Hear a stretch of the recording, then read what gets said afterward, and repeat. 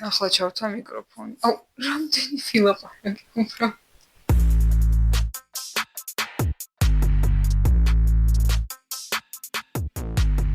გამარჯობა. ახლა კიდევ ერთ მუსიკალურ ვიდეოს განვიხილავთ, შემოთავაზება იყო მაყურებლისგან, რამშტაინის სამშობლოზე დოიჩლანდ. პირველ რიგში რამშტაინი ასოცირდება ხოლმე მის სოლისტთან, ეს არის ბენდი, რომელშიც 6 ადამიანია. მეორე გემიჯნებით კი არა, ანუ გამიჯვნაც არის და გამიჯვნაც. შევუნდა თქვენი რომ მე წარმოდგენა არ მაქვს. სახელების გამოსვლებაში ვარ უსუსტესი, ამიტომ ახლა თუ გავიხსენე, კოჩახნე Тилиндемани, საძაგელი კაცი, სოლისტი. მოიხანა ჩამოთვალო ინსტრუმენტები. ელექტროგიტარა რიხარდ კუსპერ, რითმული გიტარა პოლ ანდერსი, დრამი არის კრისტოფ შნაიდერი, ფლეიკი კლავიში და ბას-გიტარა ოლივერ რიდ. და არის სტანდარტული ბას-გიტარა. ყველაზე სიმპათიურია ბენჩი და დგას ყოველთვის ჩრდის. მე უბრალოდ იმის აღნიშნა მინდა, რომ დიდად არ ვიცი ამ ბენდის შესახებ არაფერი, იმიტომ რომ არ ვუსმენ. ანუ მე მგონი პირველი სიმღერა იყო ეხლა რომელსაც ესე მოვუსმინე. ესეც მუსიკას აკეთებენ, წეს უნდა დამაინტერესოს და იმიტომ რომ მიყვარს ეგეთი როკი. მე და გვანცაც ძალიან სხვა პერსპექტივა გვაქვს ამ ბენდთან დაკავშირებით, იმიტომ რომ გვანცა უსმენს. მაისურიც აქვს ამ ბენდის, რომელიც ახლა არაცვია, იმიტომ რომ ესეთი წინდახედული ადამიანი არის და კლიპთან დაკავშირებითაც ვიტყვი, რომ მე ახლა ხანს ვნახე.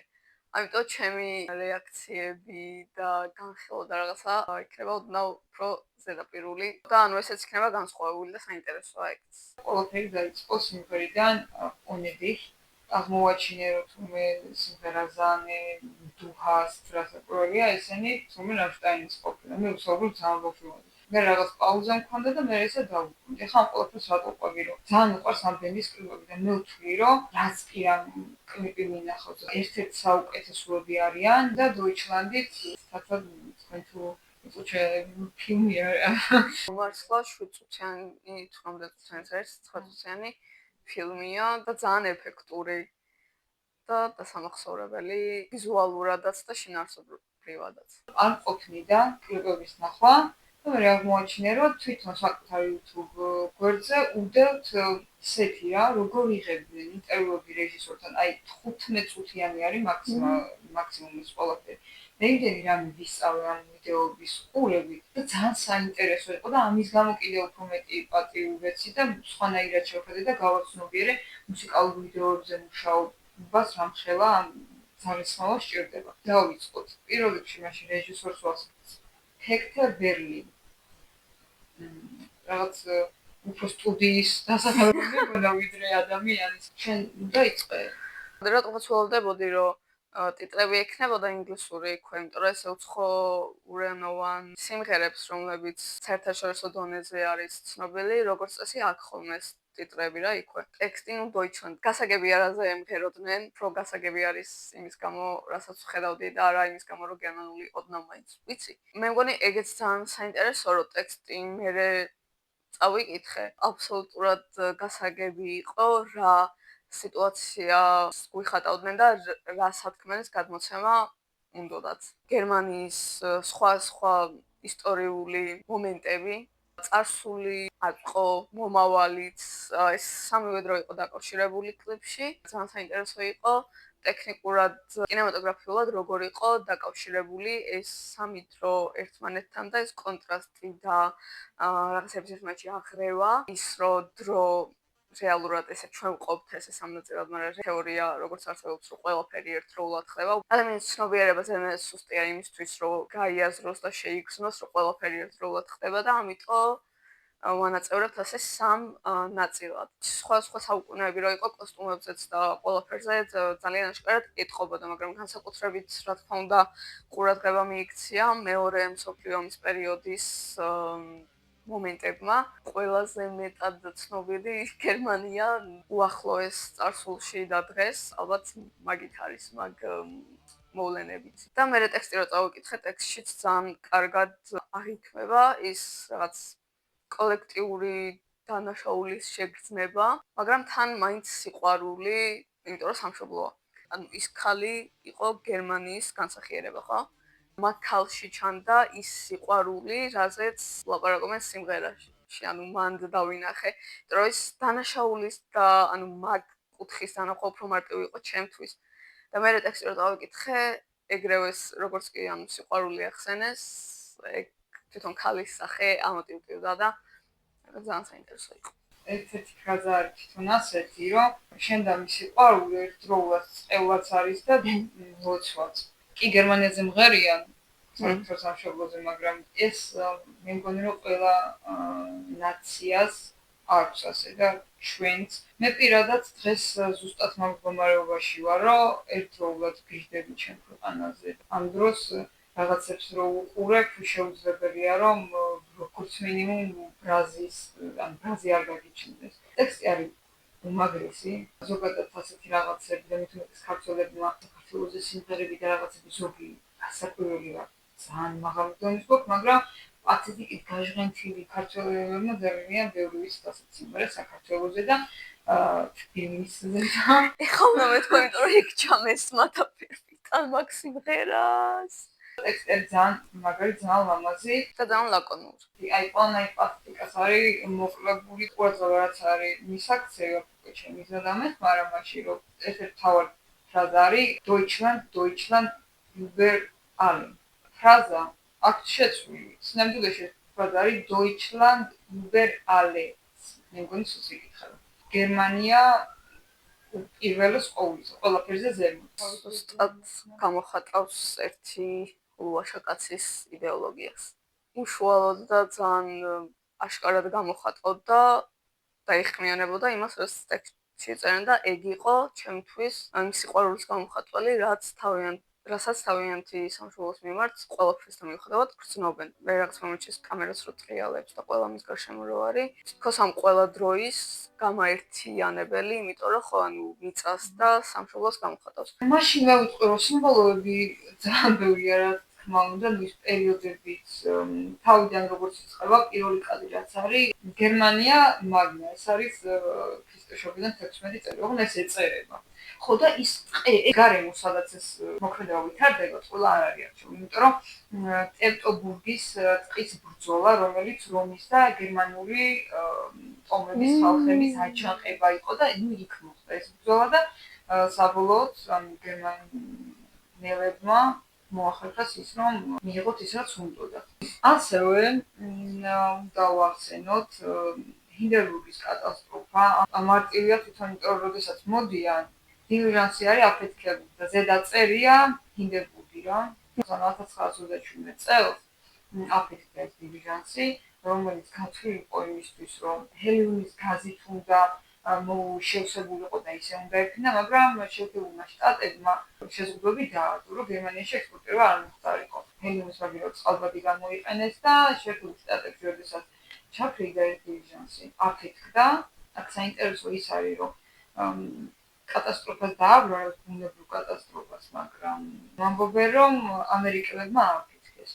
ანუ ეს რაღაცები, იმიტომ მომწონს, რომ ძალიან ისეთი ეპიზოდები აქვს არჩეული რა, ეს შუა საუკუნეების საეკლესიო შემოდის. ხო. სიტუაცია არის ეგეთი, რომ ეს 6-ვე შემომჯდარია და გერმანია წევს მაგიდაზე და ამ ხორცებს აცლიან და ჭამენ თან ძალიან საზღვრად. ზოგადად კათოლიკების და პროტესტანტების დაპირისპირება 30-წლიანი ომი იყო ეს პროტესტანტებს და კათოლიკეებს შორის და მხოლოდ ამის შემდეგ გათანაბრდა მათი უფლებები და მოჩნენ ერთმანეთის ჟლეტვას და ეს 30 წელი რა თქმა უნდა ძალიან რთული იყო გერმანიისთვის, იმიტომ რომ როგორ ანადგურებს, ანუ რელიგია რაც წეს უნდა იყოს ადამიანების გამაერთიანებელი, როგორ შეუძლია რომ შეჭამოს მიწა და ადამიანი. მეორე მსოფლიო ომი ზოგადად ნაცისტები რო ვახსენებ. როდის მორჩება ის პერიოდი, რომ გერმანელების და ნაცისტების გაიგივება აღარ მოხდება და გულისხმობ, რომ გერმანიას ვახსენებენ პირველ ნაციზმი რო არ უნდა მოგივიდეს თავში რა. წიგნებს რო წავენ. ეგ წიგნის ქურდი. წიგნის ქურდი კი არა, თვითონ მაგ ღამეს როგორც ვიცი, აქ სახელი. ეგ ისტორიაში ვისწავლეთ, მაგრამ ვერ გავიცანე ვერაფერი და მე რო დავზებნე კრისტალ ნახტი. მე სხვანაირი სახელი მახსენდა შეხوار გახსენდება. მაგ ისტორიულ ფაქტზე ყოველთვის მახსენდება წიგნის ქურდი. და ანუ მაგაზეც ეგრე წიგნის ქურდზე წავედი. თუ მართალიო და სხვა სახელიც ქვია, დაწერეთ კომენტარებში თუ ინეს გაგახსენდებათ. ბევრ რამეზე ამახვილება ყურადღებას, მაგრამ გერმანიის გათავისუფლება ფაქტ შეეხება რელიგიასაც, იქ მერე მე-20 საუკუნის რაღაც underground და ბუნკერები. ყველაზე მეტად რაც მომეწონა ზოგადად არის, რომ მსხვერპლის როლში არ წარმოგვიდგენენ თავიანთ თავს, როგორც გერმანელების. აი წეგანას ვქვიშენ, რომ აი ხა ყველა, რადგან გერმანელები ვართ, ყველა ისე გვიყურებს, რომ შენ გერმანელი ხარ, ნაციზმი, ჰიტლერი. ძალიან ღიად გამოხატავენ იმას, რომ ადამიანებს მთელ სამყაროს ზოგადად გვაქვს რაღაც კოლექტიური ცნობიერება, კოლექტიური სინანულის გრძნობა წარსულში, რაც მე და შენ და თქვენ კი არ გავიკეთებია, მაგრამ ჩვენმა წინაპრებმა რაც გააკეთეს. ანუ ეს ნორმალური ადამიანური განცდა. ეგ ძალიან კარგად ჩასააქის კოლექტიური შთამომავლობას ხანდახან რა ტვირთის ხრევაც უწევს მთელი ცხოვრება. ანუ წარსული არის ჩვეულებრივი ტვირთი და ის შედგება იმ შეცდომებისგან, რაც შენმა წინაპრებმა დაუშვას. ძალიან სწორი პოზიცია უჭირავთ ამას, რომ ისე კი არ უნდა უყურო ამას, რომ აი ეს მე რა შუაში ვარ, ჩემი წინაპრები იყვნენ, ან მე რა შუაში ვარ, ეს რაღაც მსოფლიოს მეორე ბოლოში მოხდა. ზოგადად როდესაც ადამიანის სიცოცხლეს ეხები მთელი ერისას კი არა ერთი ადამიანის სიცოცხლესაც დროს ვერაფრით ვერ გადაიხდის ვერცერთი ერი. მაგრამ პოლიტიკური თვალსაზრისით გერმანიას ყოველთვის მოუწია და ნაციზმის იყო ზუსტად ამის შედეგი. რადიკალური იმაში საკუთარი თავის დადანაშაულს არა ხო, ბოდიშს არ იხდიან, ანუ არანაირად არ იხდიან ბოდიშს, რა თქმა უნდა. უბრალოდ აღნიშნავენ, აღიარებენ და უყვართ მაინც, იმიტომ რომ თავიანთი სამშობლოა. ზოგადად ერისგან განსხვავებით აღიარებენ რომ დააშავეს. ალბათ იმაშია განსხვავება, რომ ამათ მართლა უყვართ თავიანთი სამშობლო და იმათ, ვინც ჩვენ არ ვახსენეთ ახლა, მაგრამ ყველა მიხვდება, იმათ არ უყვართ. რაღაც ნაცისტებზე რომ შევთანხმდით დავრჩეთ, იმიტომ რომ ებრაელები რო შემოიყვანეს კლიქში, აი მაგაზე იყო სკანდალი. რომ რა უფლება ჰქონდათ რო ებრაელებს შემოყვანეს, მით უმეტეს რომ თვითონ განასახიერეს. ერთი ამბები იყო და თქვენ ამისუბება არ ჰქონდა და ვინახარ და რაღაცა და ასე შემდეგ. და ეგ გამომდინარეობს კიდე ზუსტად იქიდან, რომ აი ეგ ისტორიული მომენტი ისევ ძალიან ახლოს არის, ანუ ქრონოლოგიურად. თვითონ მაგ ეპიზოდზე არის რო აღჩვენებს და რაღაცა.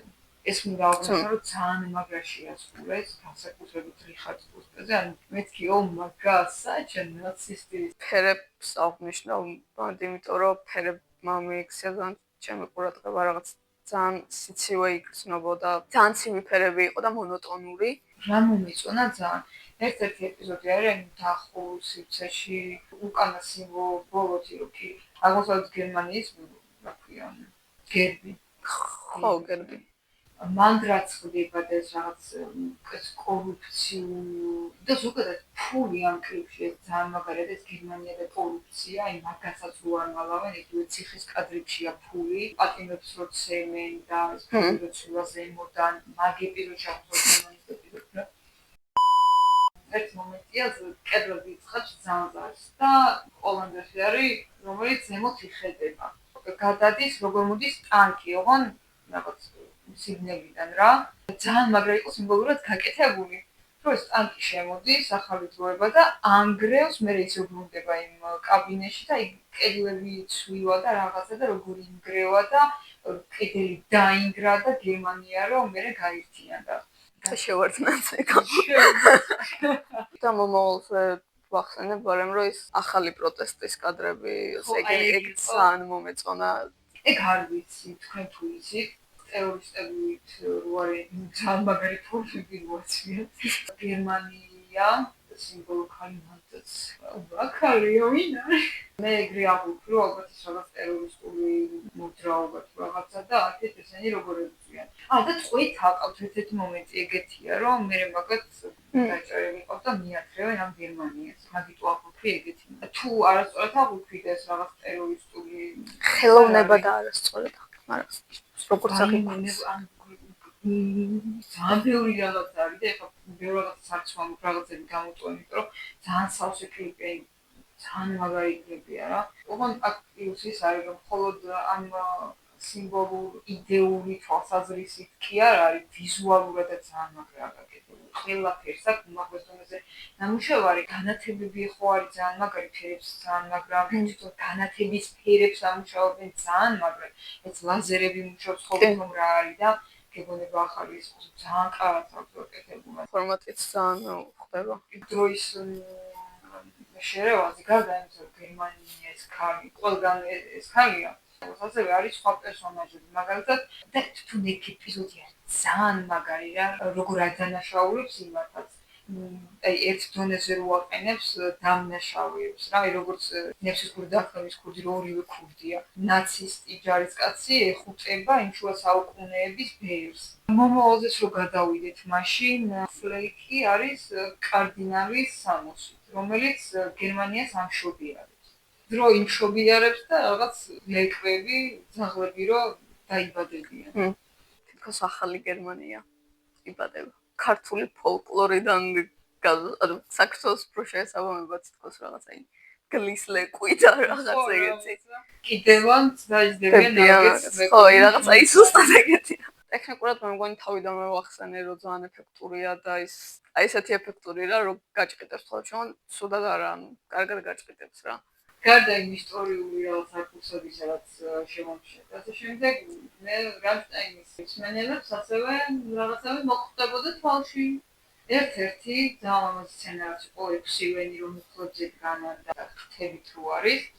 ეს ფრთები მე მგონი ყველას გვეცნო, ეს ფრთები არის ენგელ, ასეთ სიმღერა რამშტაინს და მაგ ფრთებით თიმიდამანი გამოდის ხოლმე კონცერტზე.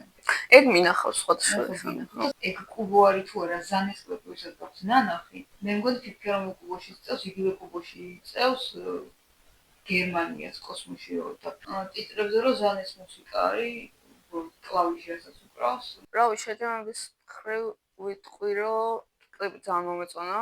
სიმღერის ანუ შინაარსობრივადაც ძალიან მომეწონა და ძალიან სასიამოვნო 9 წუთი იყო ჩემთვის. დაიღალეთ აზუსტია, წყურია, ცნობარი ხდება.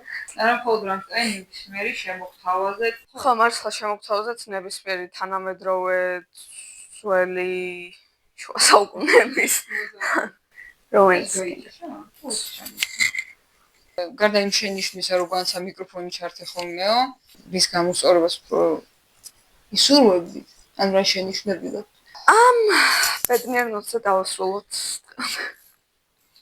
ამ ჩართულ მიკროფონით. Deutschland. კარგად დამშვიდობ ადამიანებს. კარგად რა იყო. ნახავთ. ნახავთ.